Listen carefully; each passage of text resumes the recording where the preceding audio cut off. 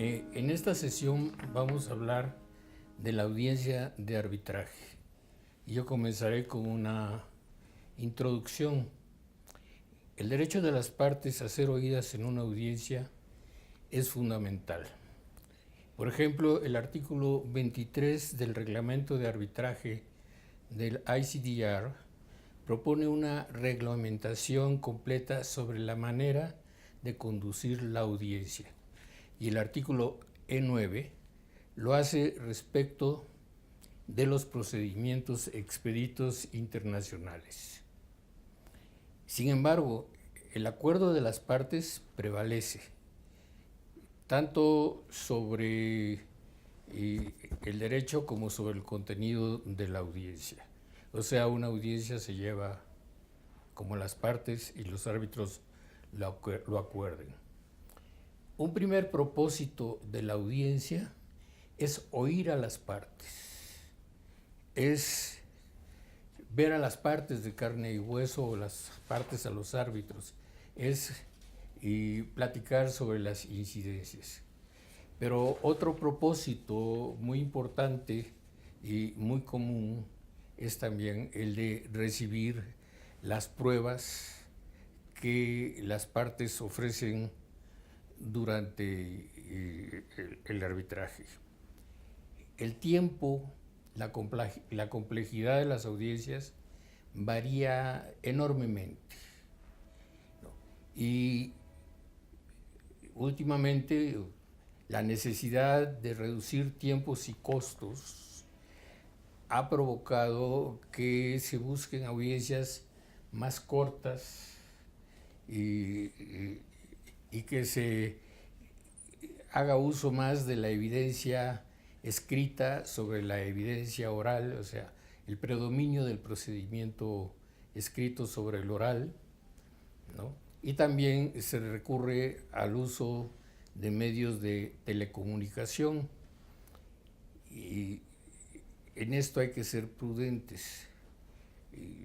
Todavía, y quién sabe si algún día se eliminará el intercambio personal, el conocerse, el sentirse, es insustituible.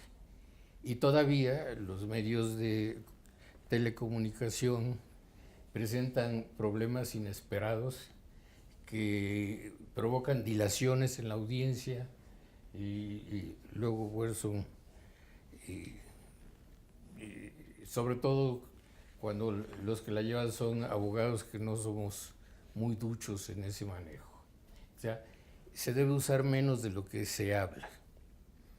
La duración y características de la audiencia varía según el caso, principalmente por el grado de complejidad del negocio, por si hay bifurcaciones o el caso se divide en etapas o materias, y también por las tradiciones forenses o legales de las partes y de sus abogados. La audiencia debe ser dirigida o es dirigida por el árbitro o el tribunal arbitral, oyendo a las partes.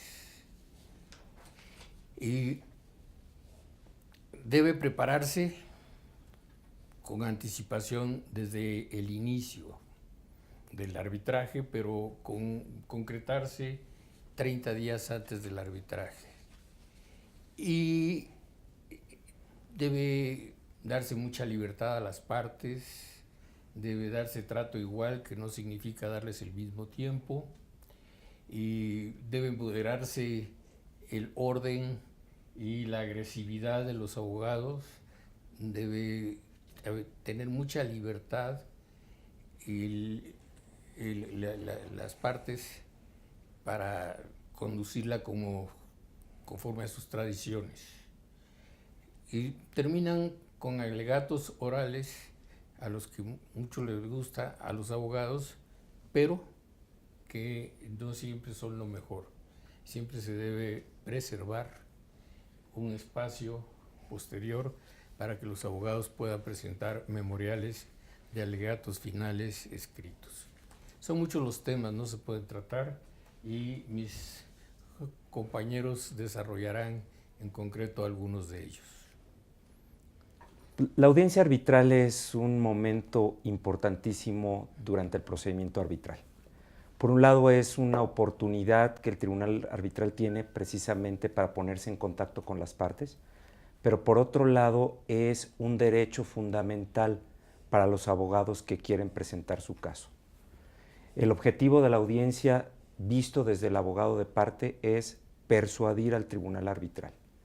El tribunal arbitral, por su parte, tiene que tener un manejo muy importante para que la audiencia sea realmente efectiva y sea realmente económica. Por ejemplo, como se ha mencionado, la audiencia se planea con muchos meses de anticipación. Por ejemplo, el calendario procesal muchas veces fija ya de antemano cuándo, al menos tentativamente, puede ser objeto la audiencia, y finalmente las reglas del ICDR precisamente establecen que debe haber una conferencia preparatoria precisamente para preparar de forma adecuada dicha audiencia. Prepararla significa no solamente darle la oportunidad a las partes de que señalen una locación adecuada, efectivamente tener la lista de testigos, peritos o cualquier otra prueba que se vaya a desahogar y manejarla de una manera ordenada. Muchas veces en inglés se dice se pueden adoptar técnicas como chess clock, quiere decir que las partes van a tener un tiempo finito precisamente para dirigir la audiencia o llevarla a cabo en la forma que consideran apropiado, pero no por eso se rompe la flexibilidad y mucho menos la oportunidad de las partes de presentar su caso. Un aspecto fundamental en la audiencia, y creo que es una oportunidad que no se debe desaprovechar, es cómo presentar oralmente los argumentos al tribunal arbitral. En esto, como dice el anglicismo, no hay un one size fits all. Tienes que adaptarte a las características de tu tribunal arbitral, a su tradición jurídica y a la forma en que precisamente este tribunal arbitral quiere escuchar los argumentos respectivos. El reglamento del ICDR de arbitraje expresamente establece que el tribunal arbitral puede inclusive establecer una serie de acotaciones para que la audiencia sea efectiva. Puede ser desde enfocar a las partes expresamente en los puntos que le interesa conocer más, reducir el número de testigos, sin que esto signifique que sea un trato desigual o que no les permita presentar adecuadamente su caso. Las presentaciones orales deben ser creativas. Ahora con los medios electrónicos de presentación, hay muchísimos programas con los cuales se puede hacer la audiencia no solamente interactiva, sino agradable y clara para el tribunal arbitral. El objetivo al final del camino es persuadir. Interrogatorios. Es un aspecto donde las partes, sobre todo de tradición civil, muchas veces no hemos sido entrenados de la manera más adecuada para llevar a cabo interrogatorios efectivos. No obstante, el objetivo tiene que ser muy claro, que los testigos, ya sean de hecho o expertos, puedan relatar frente al tribunal arbitral y de viva voz cuáles fueron las circunstancias o los hechos que en un momento dado quieren transmitir al tribunal arbitral. El tribunal arbitral, durante esta audiencia que es viva, que es plástica, tendrá la oportunidad de hacer preguntas precisamente a estos testigos o peritos, pero es muy importante que siempre haya moderación y prudencia en lo que el tribunal arbitral esté preguntando, porque en un momento dado, si es demasiado agresivo o demasiado activo en esas preguntas, puede ser interpretado por alguna de las partes como que se está sustituyendo en la carga procesal precisamente de una de ellas. Entonces, moderación, prudencia, pero interés en conocer la verdad son precisamente los aspectos relevantes cuando se está manejando una audiencia. Otro aspecto toral es si en un momento dado vale la pena entrevistar a testigos expertos al mismo tiempo, lo que se le llama el hot tubing.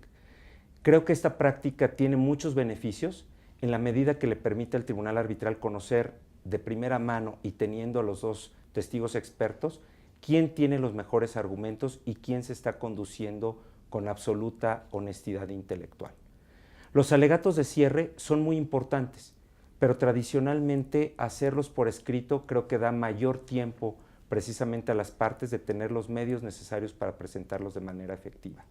El reglamento de la ICDR respecto a el procedimiento expedito permite que en determinadas circunstancias en este tipo de procedimientos la audiencia sea de un solo día y solamente tenga, por ejemplo, finalidad muy, muy concreta de poder escuchar ciertos testigos o escuchar ciertos temas.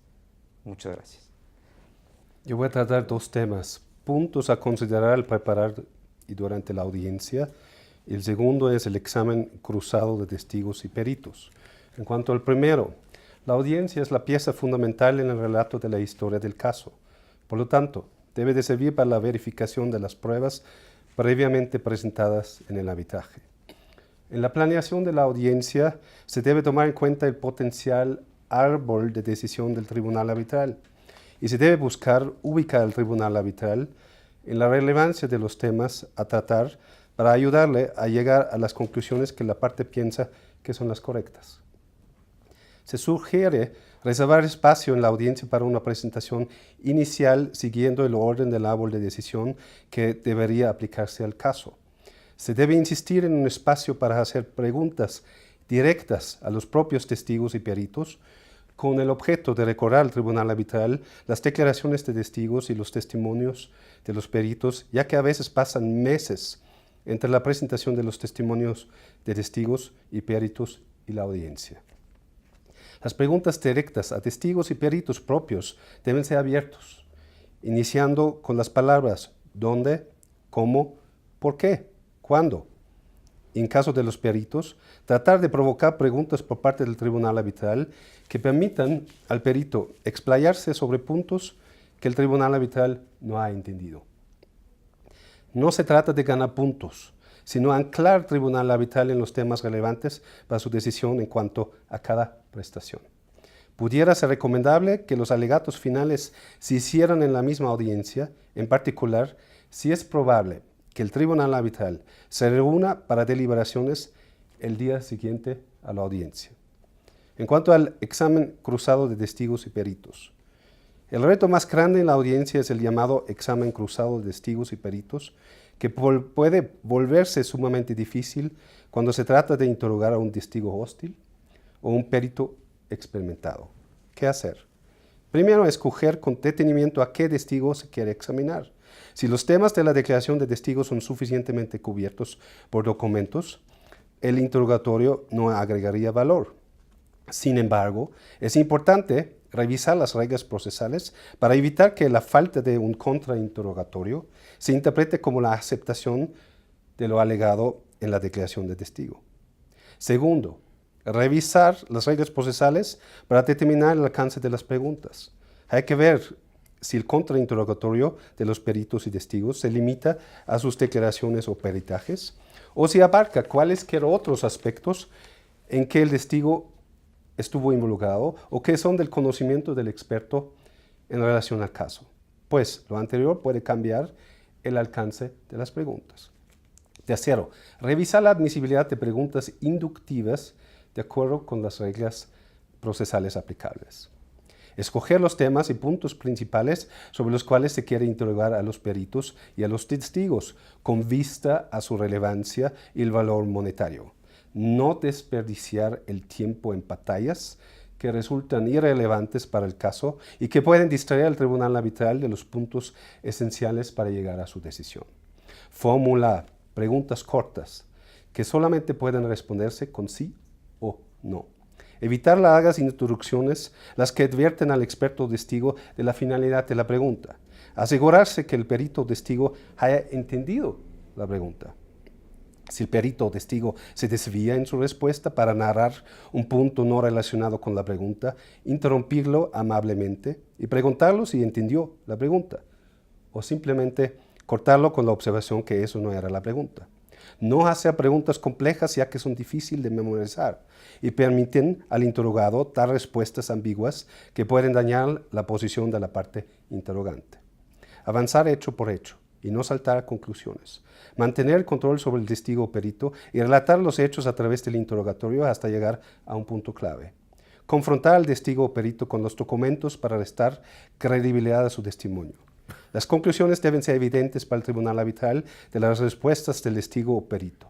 No es necesario que a todas las preguntas el perito o testigo responda de la manera deseada, ya que a veces basta subrayar un punto para el tribunal arbitral.